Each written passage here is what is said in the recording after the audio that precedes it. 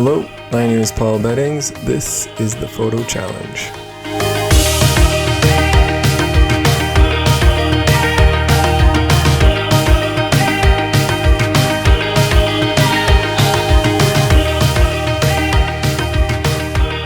I went ice fishing up north and we didn't catch anything, but I guess in some ways that's besides the point. What I did before I left was challenge myself to capture the story of the weekend in a series of images. Before I left, I thought maybe the story would be about drilling holes through ice and fishing and driving snowmobiles across the lake and through the forest. But I think that the story that came through was much more interesting. The drive to the area that we go ice fishing is about 5 hours north of the city. And then once you arrive at the marina in the summer, you take a boat for about 10 kilometers and we stay on an island in the bay. In the winter, that means we have to take a snowmobile across the frozen lake.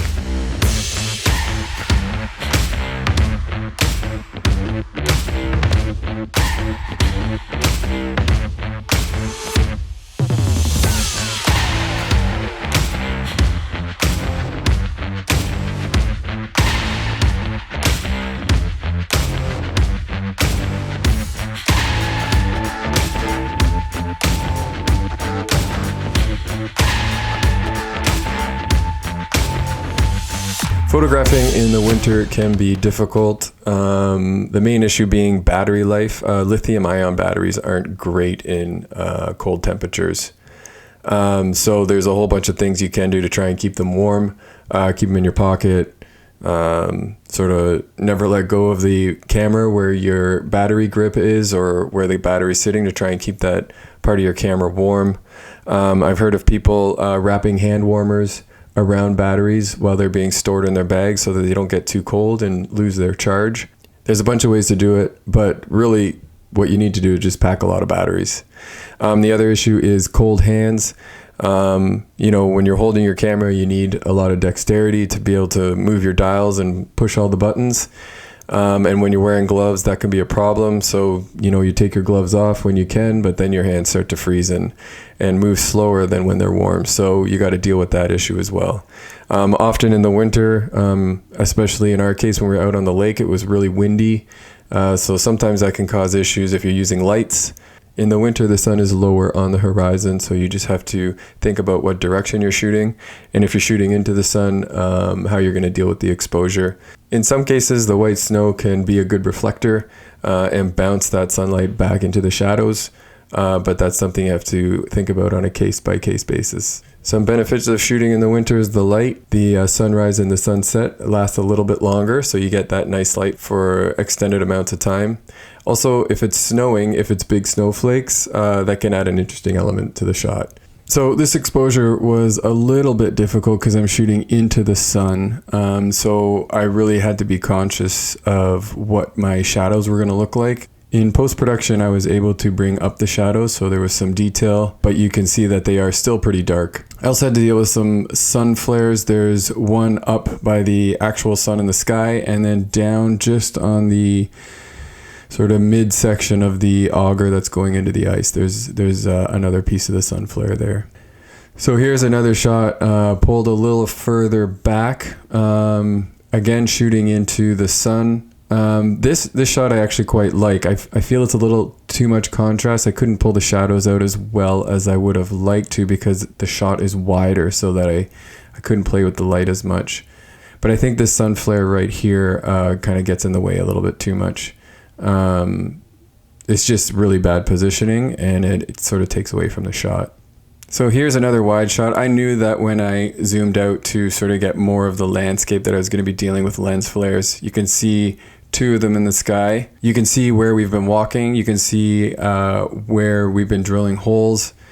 So for this shot, I decided to move in and get a bit low to use the sun to my advantage. I knew that getting into this sort of position was going to put a highlight around the top of his head and maybe a little bit down his jacket, which worked well. This shot I took just after that previous shot. I moved over slightly just so the sun was peeking out from behind his head and I waited for the steam to rise up so that it could block out the sun a bit.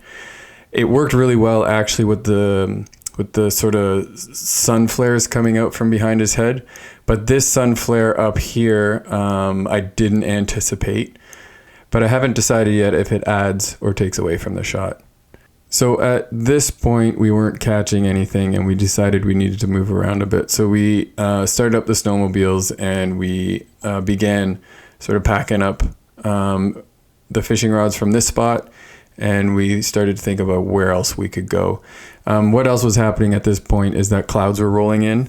So there's two things I knew were going to happen. One was that everything was going to get a little bit grayer. The blue sky was starting to disappear, and I think it was going to be gone for the rest of the weekend. So I tried to work out in my head what I could do moving forward to keep the shots interesting and colorful. This island, it's in almost every shot so far. I just love the look at that island with the trees bending to the left. Shows which way the wind is coming. This area of Georgian Bay is mostly really big water, unless you go back in the bay, which is sort of behind where I'm standing and off to the left. And I thought it really helped demonstrate the landscape. So at this point, I wasn't 100% sure what the story was about. But the theme that was coming into my mind was the idea of a search. We were searching for fish, and we were searching for a good place to drill a hole in the ice so that we could hopefully find those fish. We were searching in the snowmobiles for good trails, and we were searching for the cottage at night. And that idea of searching and seeking and trying to land that fish and get that good shot was something that started to bubble to the surface. I'll end this week on this shot. There was a few things I knew. As the clouds were coming in, there's going to sort of be this grayness to my photos. But what I also knew is that at night in the winter, that grayness turns into like a nice, like rich blue. And that when you contrast that with light, like a yellow light, things really pop. So when the clouds started to roll in, I sort of thought, I'm just going to put my camera down for a bit and see how the light turns out. And then as the evening started to roll in, I started to see that blueness start to come in.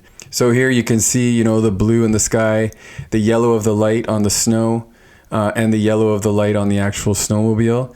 I think just adds a really good theme to this shot. And the contrast of the colors makes the photograph work. So I'll end part 1 there. Follow along next week when the search continues. Please like, follow, and share below, and thanks for watching. Cheers.